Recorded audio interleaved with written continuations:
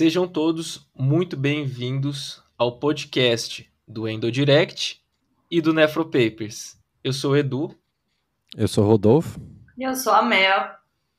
E a gente tá aqui... eu já perdi as contas, Mel. Eu acho que é a sexta vez, salvo engano, no último podcast, eu acho que a gente ia passar a comemorar a segunda música no Fantástico já, né? Então, se as minhas contas estão certas, é a sexta vez desse trio maravilha aqui, nefroendocrinológico, que já virou aí o trio oficial, né, das discussões. É verdade. E, Rodolfo, hoje, o que a gente vai discutir? A gente já discutiu muita coisa, hein? Um assunto bem interessante, né? Diabetes, mas especificamente sobre diabetes pós-transplante. Então, cada vez mais uma realidade, principalmente nesse contexto nefroendocrinológico, né? Devido ao avanço de imunossupressores, a Mel vai comentar um pouquinho mais. Então, o especialista, sobretudo, ele tem cada vez mais que se atentar a esse assunto, porque vai virar cada vez mais uma realidade na nossa prática clínica. E aí, Rodolfo, a gente ao longo do episódio vai discutir aqui inicialmente a definição, né, os conceitos em relação ao diabetes pós-transplante. Depois a gente vai falar um pouquinho sobre aspectos epidemiológicos, fatores de risco, quais são os modificáveis, não modificáveis, como que é feito o rastreamento do diabetes pós-transplante e o diagnóstico. E, por último, o manejo desses pacientes. Quais as orientações não farmacológicas, farmacológicas, o que dá para a gente usar, o que não dá para a gente usar, quais as metas de tratamento, se elas são muito diferentes. E aqui, para começar, pessoal, saiu recentemente um novo consenso internacional de diabetes médios pós-transplante. Foi publicado aqui esse ano, 2024. Que foi um conjunto da Associação Renal Europeia com a Sociedade Europeia para o Transplante de Órgão, tá? Então, o último consenso já fazia aí mais de 10 anos, né? Então, o consenso foi atualizado e a gente vai trazer alguns conceitos que foram discutidos nesse novo consenso. E aí, começando da definição, Mea, a gente tem alguns conceitos, né, que já haviam sido discutidos no último consenso também. O conceito de diabetes mellitus pós-transplante. A gente tem um conceito que agora tem caído mais em desuso, que é o conceito de diabetes novo após o transplante, que é o NODAT, né, New Onset Diabetes. E a gente tem também a hiperglicemia transitória pós-transplante. O que diferencia cada um desses conceitos? Assim, por que é importante a gente saber também essas definições? Acho que é importante que vai definir muito do manejo, né? Aqui eu vou trazer talvez uma abordagem muito prática e a gente pode comentar também o que está no consenso. Então, já começando, a gente teria que dar esse diagnóstico preferencialmente por um teste de tolerância à glicose, né?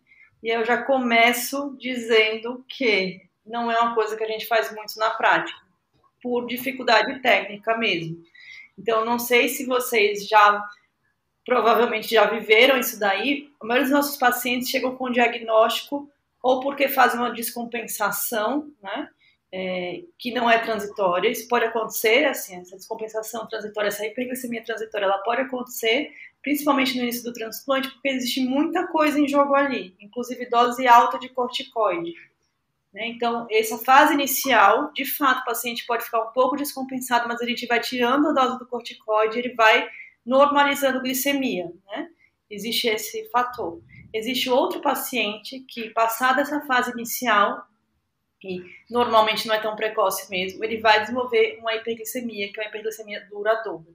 Como que deveria ser o diagnóstico, como eu falei, é com teste oral de tolerância à glicose. O que acontece na prática? A gente não consegue, e assim, eu tô falando da experiência de um serviço que é muito grande, a gente não consegue dar o diagnóstico dessa forma nos pacientes. Então, infelizmente, nesses pacientes, a gente acaba utilizando o parâmetro que não é o ideal, que é de hemoglobina glicada.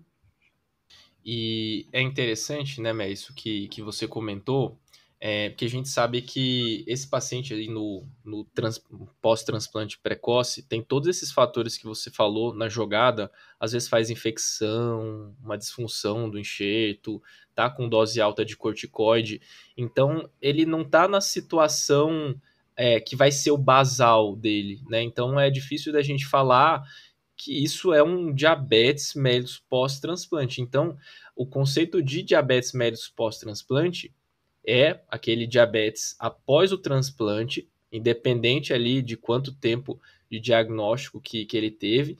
O paciente, ele inclusive, ele pode ter um diabetes que foi diagnosticado no pós-transplante, mas que já existia antes, né? Isso vai também ser englobado aqui no conceito. Mas aqui é importante a gente excluir a hiperglicemia transitória pós-transplante, porque o mundo ideal, qual que é o cenário ideal? É a gente ter um paciente que está com doses estáveis de imunossupressores, com a menor dose, né, de glicocorticoide, e também com uma função estável já em relação ao transplante, em relação ao enxerto. Então aqui a gente precisa saber separar, né, o joio do trigo quando a gente vai dar nome aos bois, digamos, né? É só comentar que o detalhe é esse que faz toda a diferença. É dose estável do imunossupressor, né, e função. Então, o paciente que tem que estar clinicamente estável, como você falou, ele não pode estar na vigência de infecção, não posso dar esse diagnóstico de vigência de infecção. Eu não posso dar esse diagnóstico se, por exemplo, eu tratei uma rejeição, eu fiz uma dose que é uma dose super alta de corticoide. Isso não é imunossupressão basal dele, né? Então, você tem que excluir todos esses fatores para poder dar o diagnóstico. E é um outro ponto que eu queria só comentar, que assim, a gente utiliza a glicada, mas seguindo também algum parâmetro, né? Esse diagnóstico de diabetes pós-transplante pode acontecer em qualquer momento, mas não tem sentido eu fazer uma dosagem de hemoglobina glicada, por exemplo, com 1 mês e meio de transplante. Isso não vai refletir o pós-transplante dele. Exatamente. E aí, falando agora em relação à epidemiologia, o que a gente tem aí, principalmente discutindo aqui em relação a fatores de risco, que é o que a gente precisa ficar atento nesse paciente, porque a gente sabe que existem fatores de risco que não dá para a gente modificar, como, por exemplo, a idade, a etnia do paciente, fatores genéticos, mas tem alguns fatores que, pelo menos assim, o paciente já estando na lista ali do pré-transplante, já daria para a gente estar atuando nesses fatores de risco, visando minimizar uma possível evolução aí para um diabetes pós-transplante. E, Rodolfo, o que você tem para me dizer aí em relação a fatores de risco, já que a gente já comentou aqui os principais não modificáveis, que é idade acima de 40 anos, etnia, africanos, americanos, hispânicos também, se o paciente ele tem um histórico pessoal de diabetes gestacional ou na família de diabetes tipo 2. Mas conta aí em relação aos modificáveis. O que dá para a gente modificar e que pode acarretar risco nesse paciente?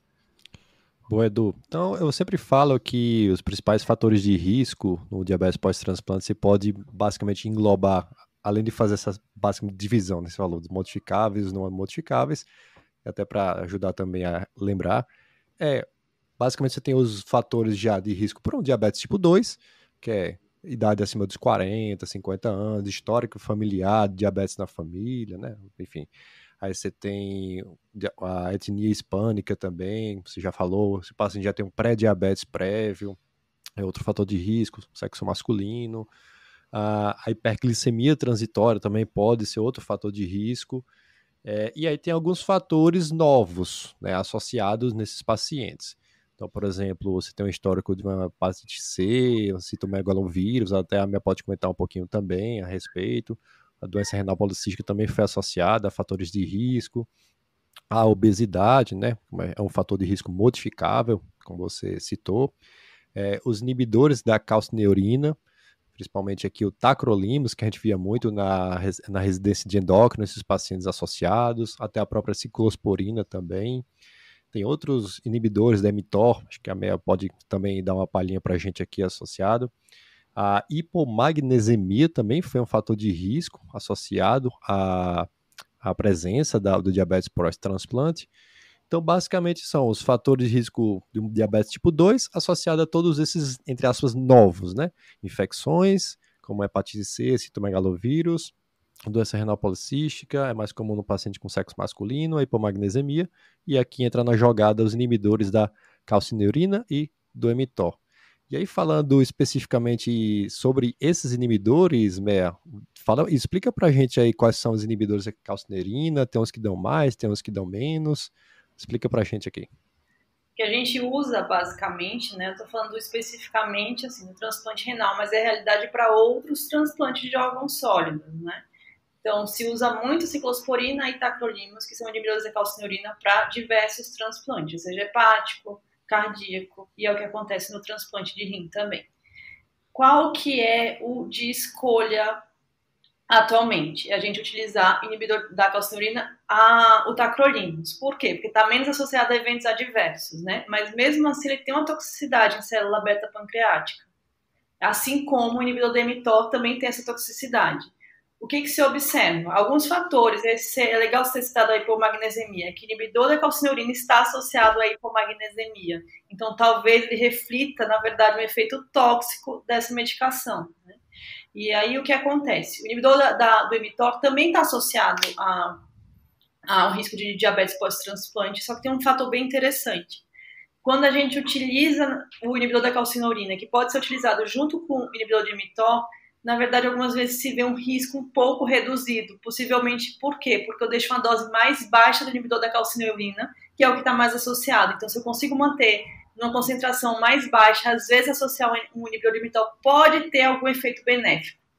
Porque o inibidor da calcineurina é regra a ser utilizado no transplante de rim, por exemplo. Então, o transplante hepático, muitas vezes, essa medicação consegue sair. No transplante de rim, usualmente não. Lógico que tem exceções. Tem pacientes que vão ficar sem inibidor de calcineurina, tem pacientes que vão utilizar só o inibidor de mTOR, por exemplo. Mas a regra geral, e eu falo especificamente do serviço que eu estou associado, é utilizar 3 drogas, né? Então, utilizar um inibidor de calcineurina, utilizar um corticoide em dose baixa, que é a prednisona. Então, a dose de manutenção de prednisona são 5 mg por dia, e utilizar uma terceira droga. E essa terceira droga pode ser azathioprina, micofenolato ou o inibidor de mTOR, everolimo ou sirolimo. Ia falar em relação ao mecanismo, né, dos inibidores da calcineurina, a Mea já chegou a comentar um pouquinho, mas é interessante que eles têm mecanismos multifatoriais, mas eles são tóxicos, né, para células beta, e eles levam a comprometimento aí da expressão gênica de genes que são responsáveis pela síntese e liberação da insulina. Então, a gente tem um efeito, né, insulinopênico aí associado aos inibidores da calcineurina. O mecanismo, como a gente falou, é multifatorial. Tem também a questão da hipomagnesemia, que a gente sabe que é um fator associado à resistência insulínica, mas tem também esse efeito sobre a expressão gênica nas células beta. Então, é um mecanismo aí multifatorial para a gente ressaltar. E o que eu tinha visto também, Edu, dos inibidores da calcineurina, que além de ter essa atuação direta sobre a célula beta, diminuindo a produção, é um aumento de resistência insulínica e redução de GLUT4. Então, é outro mecanismo aí que poderia explicar, né, o efeito diabetogênico. E a gente citou também, né, sobre as infecções, hepatite C, citomegalovírus, lembrando que a hepatite C pode aumentar a resistência insulínica nesses pacientes. Então, isso poderia explicar a fisiopatologia, né, do surgimento do diabetes pós-transplante. Tem até uma questão de um efeito tóxico direto, né, às células beta pelo próprio vírus. Então, perfeito. Mais um com um mecanismo aí multifatorial também, atuando tanto na síntese e liberação quanto na ação, né? E aí a gente está falando da resistência insulínica. Só comentando um pouco do citomegalovírus, né? A incidência do citomegalovírus ela pode ser bastante variável de acordo com o esquema que se faz em relação à vigilância ou profilaxia pós-transplante. Então, tem lugares que eles conseguem fazer profilaxia do citomegalovírus. Só que isso é bastante caro. Então, a maioria dos locais acaba não fazendo profilaxia, mas faz uma vigilância, né? A gente trata antes que surja de fato doença, só pela replicação viral, né? Mas tem uma incidência que pode ser bem alta mesmo, já que a gente não consegue nos lugares que não conseguem fazer a profilaxia. Certo. E Mea, voltando um pouquinho em relação aos imunossupressores, tem aqui um mais recente, que é o Belatacept, né? Acho que você também vai dar uma comentadinha nele. Em relação à questão de risco diabetogênico, a gente tem que ter alguma preocupação em relação a ele? Parece uma medicação que está menos associada ao diabetes pós-transplante, né? Uma medicação que eu tenho alguma experiência de uso por pesquisa clínica. E é uma medicação que é muito boa, assim.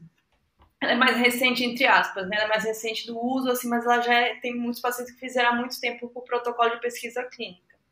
E assim, falando da experiência, os pacientes vão muito bem do ponto de vista do transplante. Tem um efeito de toxicidade muito menor, tem menor risco de diabetes pós-transplante, só tem um grande problema, que se associou a um risco muito grande de tuberculose pós-transplante. Então, é uma medicação que a gente utiliza só nesse contexto de pesquisa clínica, tem um alto custo mesmo, mas não foi uma medicação que foi adotada aqui por essas limitações, tanto o custo quanto a questão da tuberculose. Legal.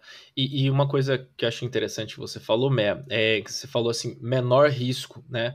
Porque toda vez que a gente compara essas classes de imunossupressores, a gente vai pegar, por exemplo, como base os inibidores da calcineurina, principalmente, né, que são os mais diabetogênicos. E aí, quando você compara aí uma classe de alto risco, como, por exemplo, o Belatacept, esses daí tiveram um risco relativo menor de evolução com o diabetes pós-transplante, né? Então é interessante que aqui tudo que a gente está falando é comparativamente, né? Então a gente tem os que têm o maior risco, que são os inibidores da calcineurina, inibidores da mTOR, e os de menor risco, aí, como você falou, que inclui o Belatacept, azatioprina, micofenolato.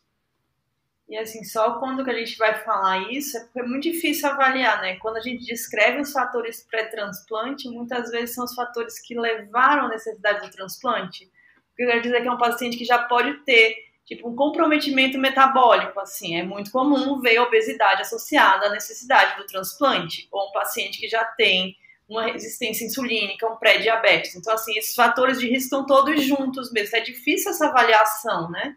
E aí, nesse ambiente que já tá tão predisposto a desenvolver o diabetes, eu tô pondo alguma coisa que vai desencadear isso aí, é um fator de risco a mais, né?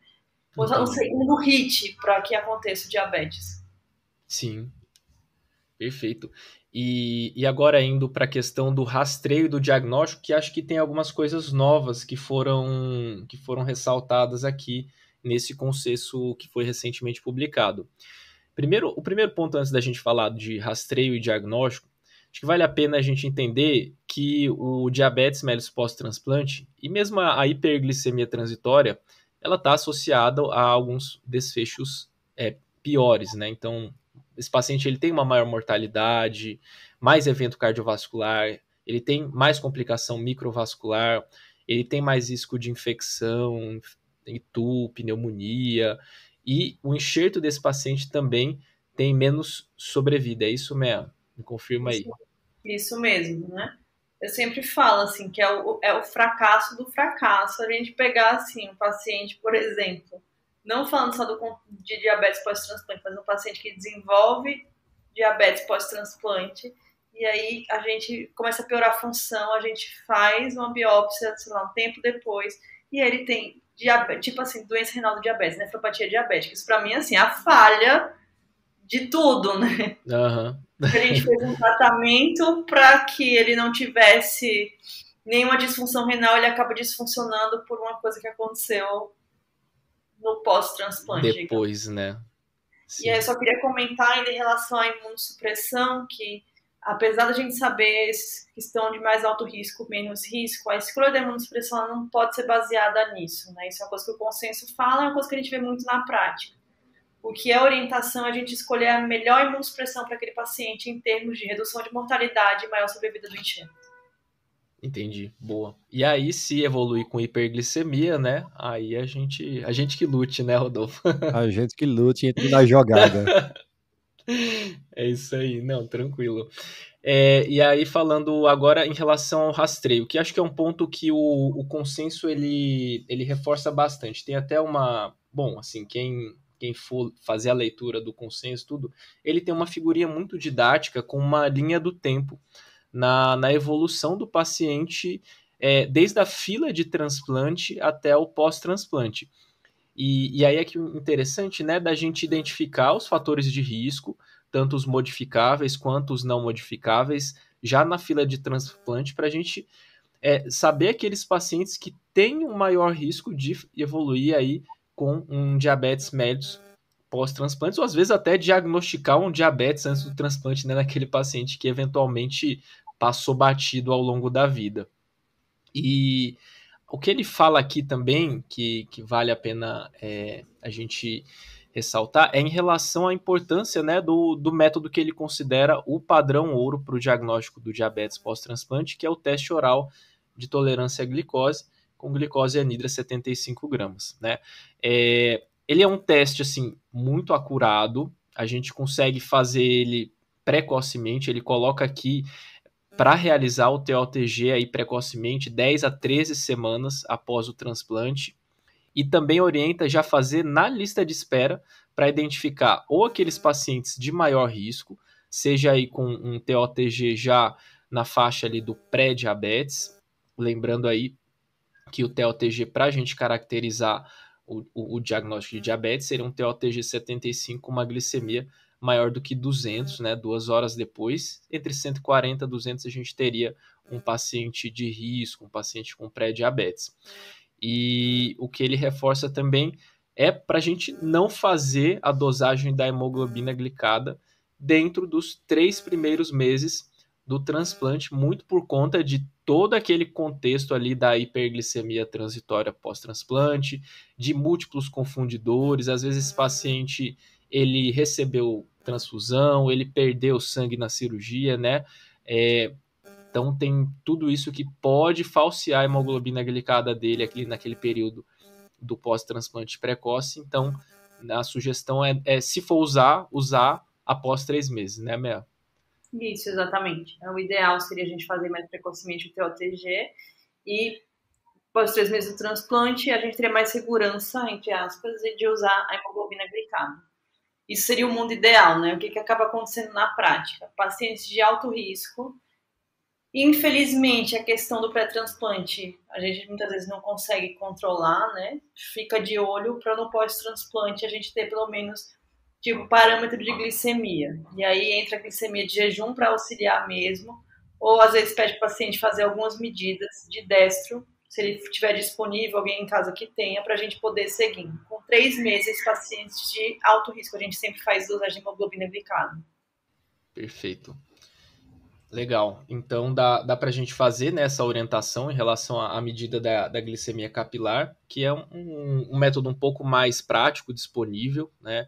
Não tem tanto a questão do TOTG, que a gente sabe que é um método muito pouco usado na prática clínica, né, Rodolfo? Até para os nossos pacientes diabéticos, é um teste que a gente sabe que ele é trabalhoso, o paciente às vezes ele faz náuseas, não tolera tomar os 75 gramas, e tem todo um preparo para ele também. O paciente ele tem que ir lá de jejum, né, para fazer o teste, 2 horas depois medir a glicemia.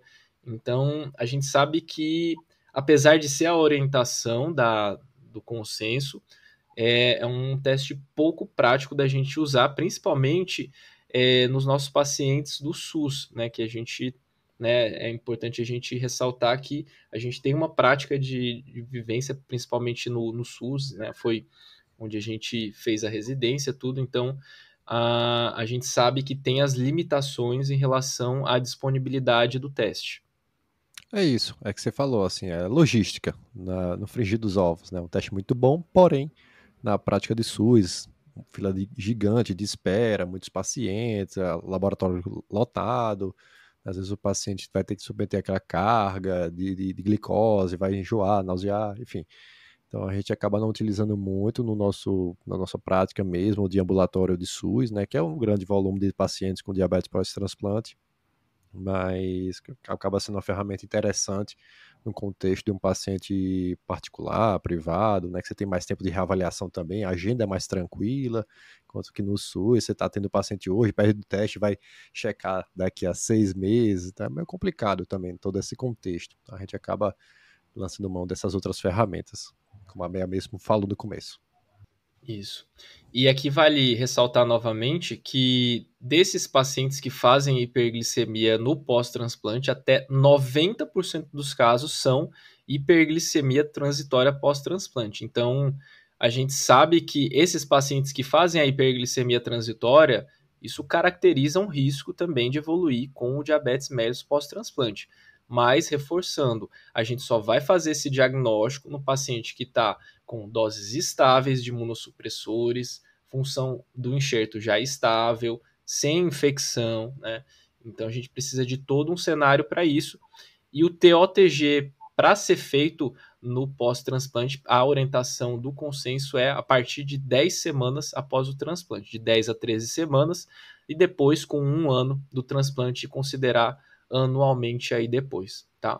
A glicada você pode fazer aí após 3 meses, uns 6, 12 meses, e depois anualmente, é claro, a depender da evolução do paciente. No paciente que evolui com o diabetes, a gente vai reduzir essa frequência aí para cada 4, 6 meses, a depender, né, claro, se o paciente ele está fora da meta ou dentro da meta de tratamento. Isso aí a gente consegue fazer o segmento bem, né, com hemoglobina glicada pelo menos anual para os pacientes. Que acaba sendo um pouco preconizado em relação ao guideline da ADA, né? A hemoglobina glicada semestral, anual, isso acaba se, dependendo do paciente, acaba se comportando de modo semelhante ao diabetes tipo 2, né? Beleza. E, bom, em relação ao manejo desses pacientes, quais as orientações em relação a tratamento farmacológico, não farmacológico? A MEA já antecipou que não tem indicação da gente fazer a escolha do imunossupressor pensando exclusivamente nessa questão da glicemia, do risco de diabetes. A gente vai, né, claro, a gente não, né, Rodolfo?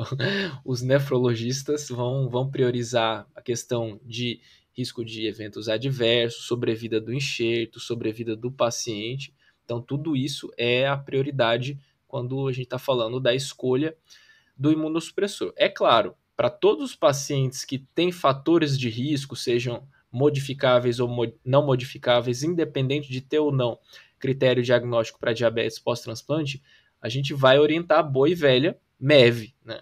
Modificações do estilo de vida. Todos esses pacientes devem ser orientados e devem ter os seus fatores de risco ativamente tratados.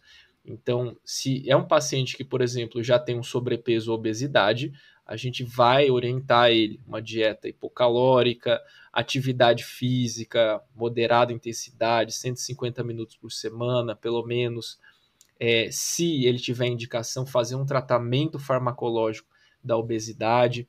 A gente sabe que tem tratamento para obesidade que também atua na glicemia e também pode reduzir risco cardiovascular, como a gente vai comentar um pouquinho mais para frente.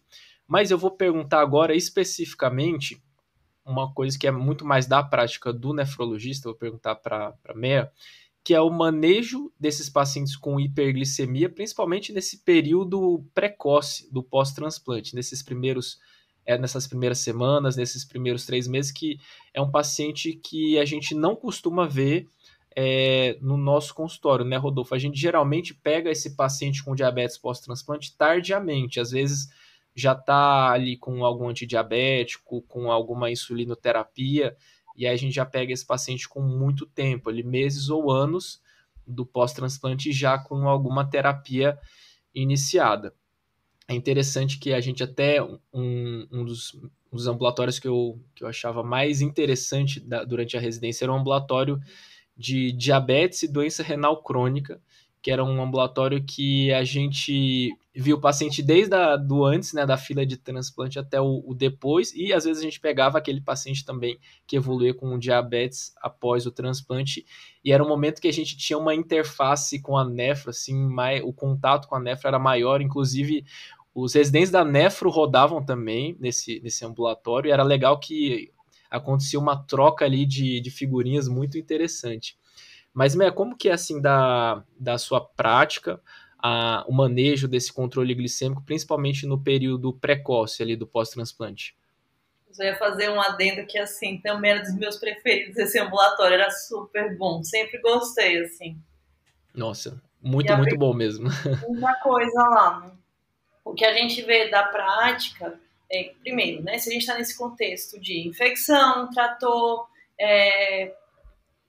rejeição, fez dose alta de corticoide no começo do transplante, a gente não vai inicialmente, a não ser que seja uma coisa que fuja muito ao controle, iniciar nenhuma medida farmacológica de forma geral. A gente vai corrigir esses fatores.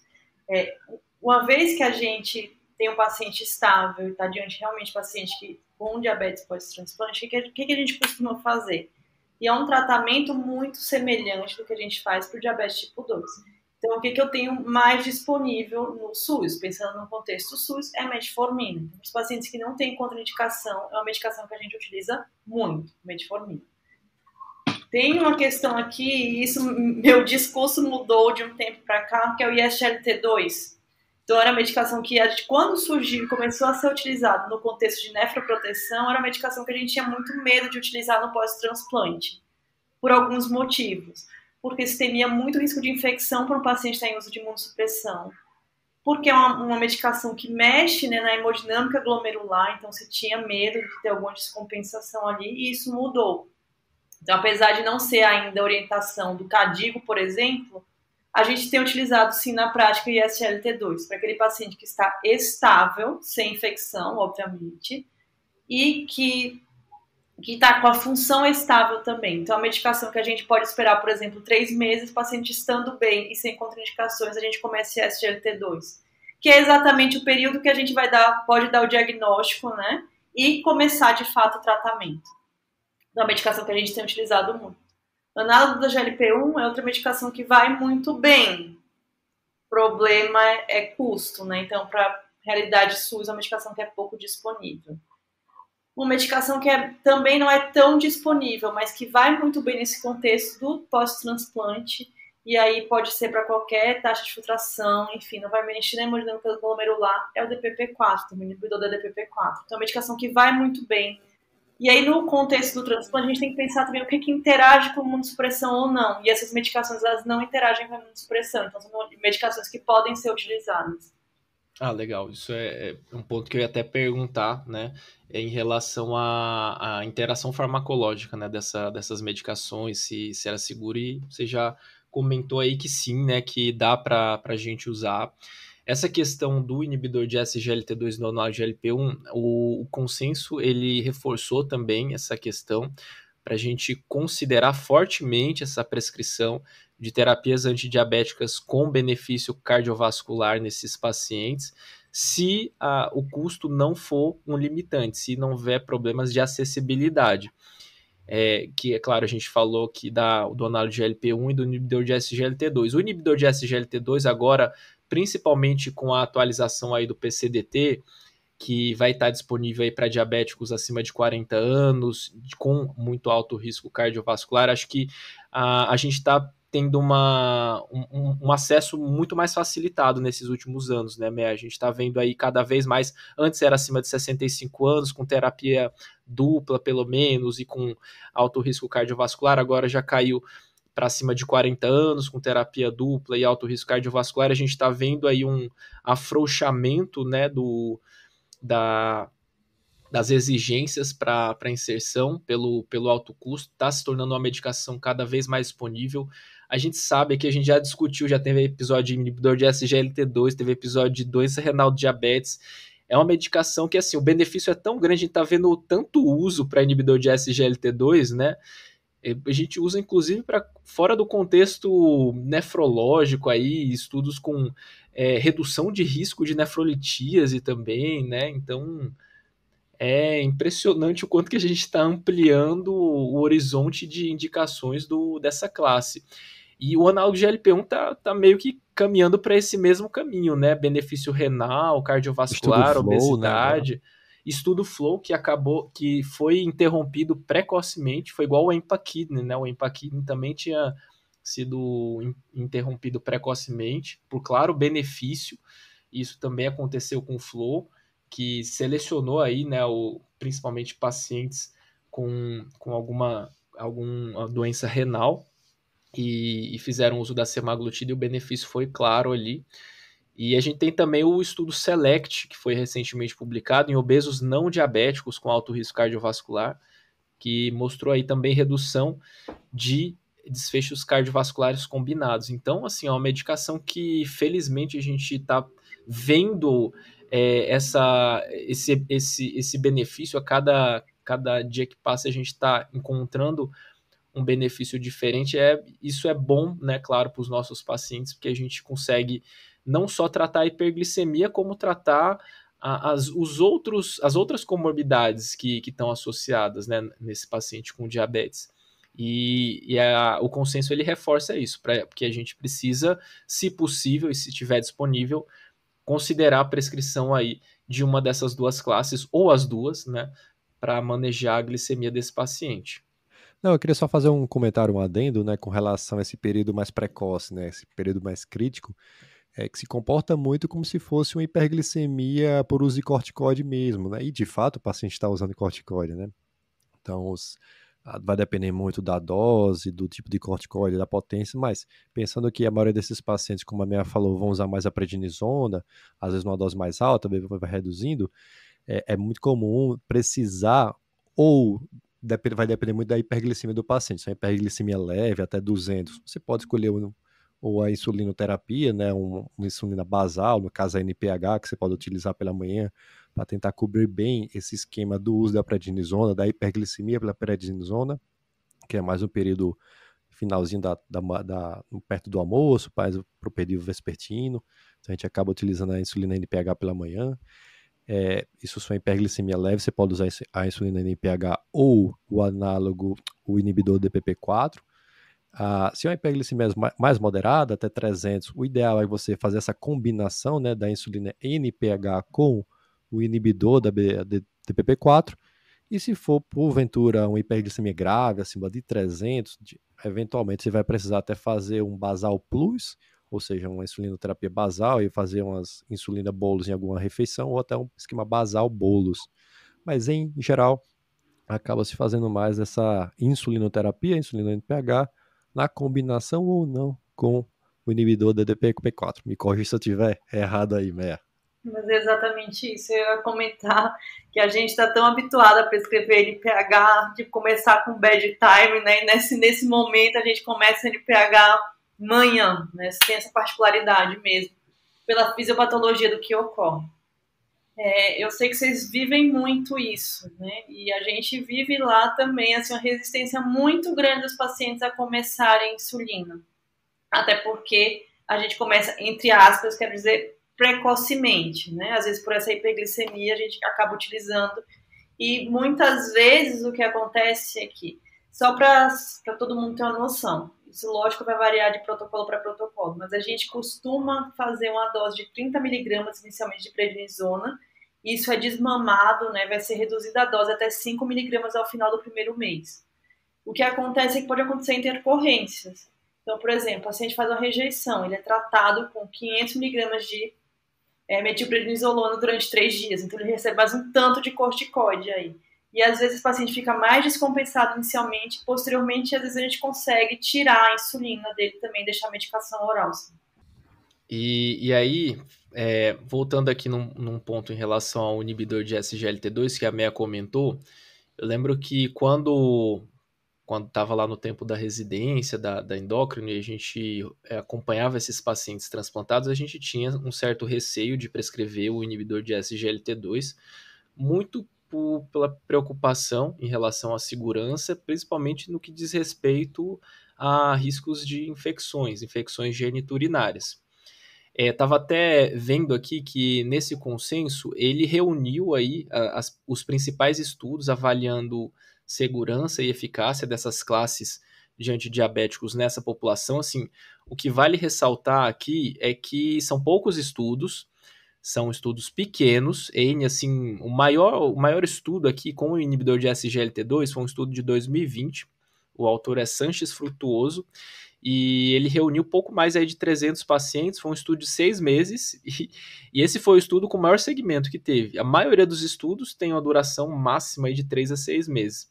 e avaliou risco de infecção, infecção urinária, infecção fúngica. Foi um estudo observacional, tá? E ele encontrou aí ao final dos 6 meses 26% de eventos adversos associados ao inibidor de SGLT2 e apenas 10% de todos esses pacientes eles tiveram que ter o inibidor de SGLT2 suspenso. Depois desse estudo, teve uma análise pós-hoc que avaliou comparando a incidência de infecção urinária entre usuários de inibidores de SGLT2 e pós-transplantados, entre usuários de inibidores de SGLT2 pós-transplantados versus não transplantados, né?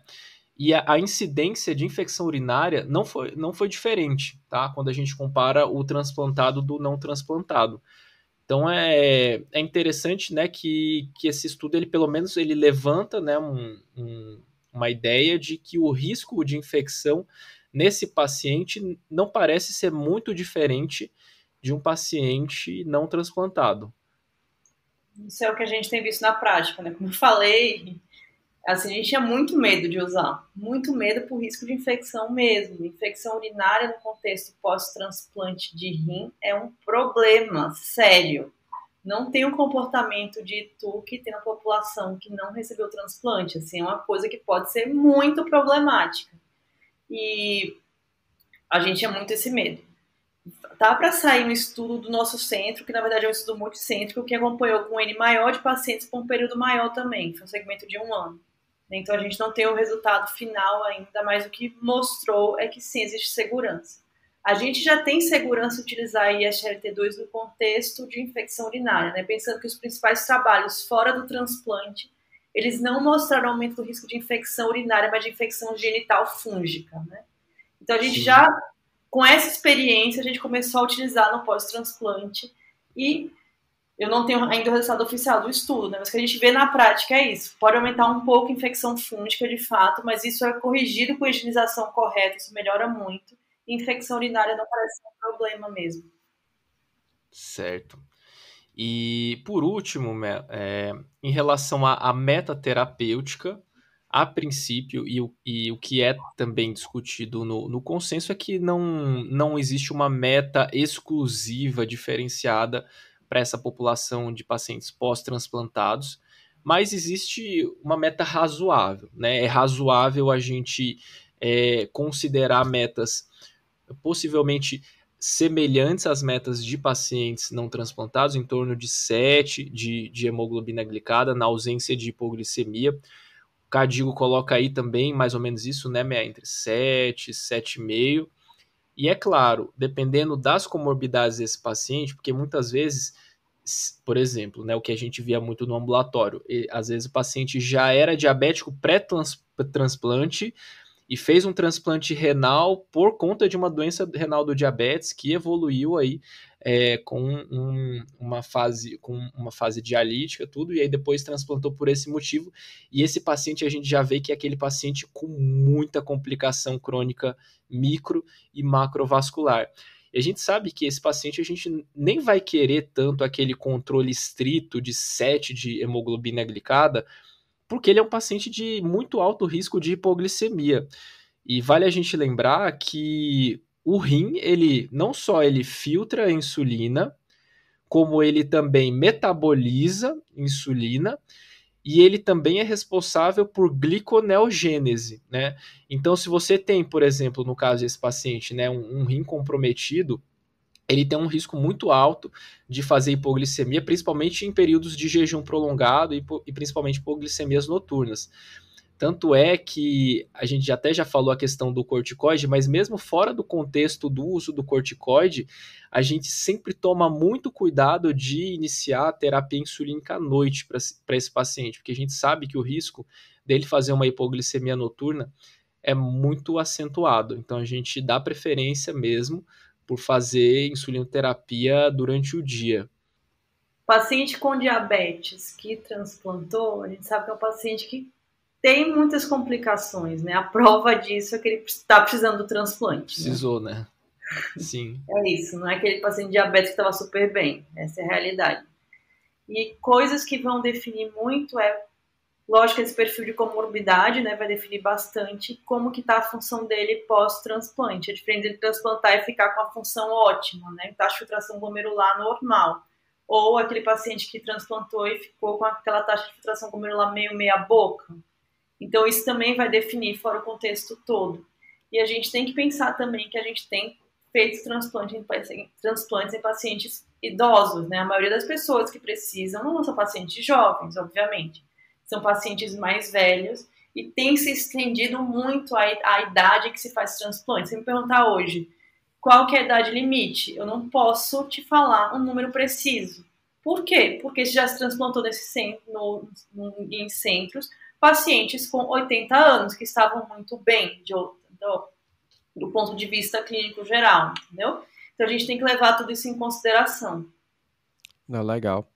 E interessante que a gente falou de várias classes, né? De antidiabéticos orais, metformina, inibidores da SGLT2, análise-GLP-1, mas cada vez tem perdido espaço os secretagogos, né? Glicazida, sulfonilureia, de modo geral, e também a pioglitazona, e faz todo sentido, de fato, né? Tanto pelos benefícios exaustivos que a gente já comentou demais aqui, e pensando também que o secretagogo ele poderia provocar uma exaustão, né? Exaurir a função da célula beta, que é uma das fisiopatologias envolvidas no diabetes pós-transplante, né? Por todas as medicações Exato. Que a gente já conversou. Não poderia ser diferente, a gente cada vez tentar utilizar menos essas medicações, deixar mais escanteadas e dar mais atenção a essas medicações modificadoras, os inibidores da SGLT2 e os análise-GLP-1.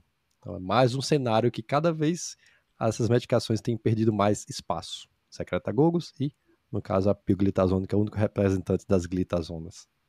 Acho que foi isso. Foi isso. Muito bom, hein? Bate-papo aí, bem descontraído, legal. Tema bem interessante. É bom, meninos. Muito bom. É uma discussão sempre muito rica, né? Fazer essa interface nefroendocrinológica. E eu tô esperando... Sempre aprendendo, né, Edu? Sempre aprendendo, né, com a nefro. Vivendo e aprendendo. E eu tô esperando o 7º encontro já. Já vamos marcar aí. Nem sei se é o 7º mesmo. No passado já foi especialidade só. Nunca esqueço disso. É verdade, é verdade. Boa. Beleza, pessoal. Bom, espero que tenham gostado aí da nossa breve discussão. A gente procurou trazer aqui o que tinha de mais atualizado no assunto, principalmente envolvendo aí discussões que foram abordadas aí no último consenso que foi publicado esse ano.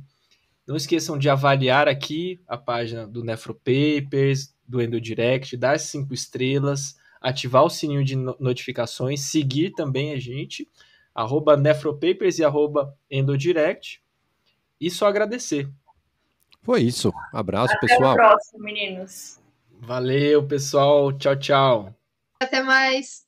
Esse podcast tem o objetivo de educação médica. As informações aqui prestadas exprimem as opiniões dos seus integrantes no momento da gravação. Não esqueça que a medicina muda constantemente. Não esqueça de nos avaliar nas plataformas de podcast e deixar a sua opinião e críticas nos comentários em Instagram. Isso nos ajuda a melhorar e expandir nosso trabalho para mais pessoas.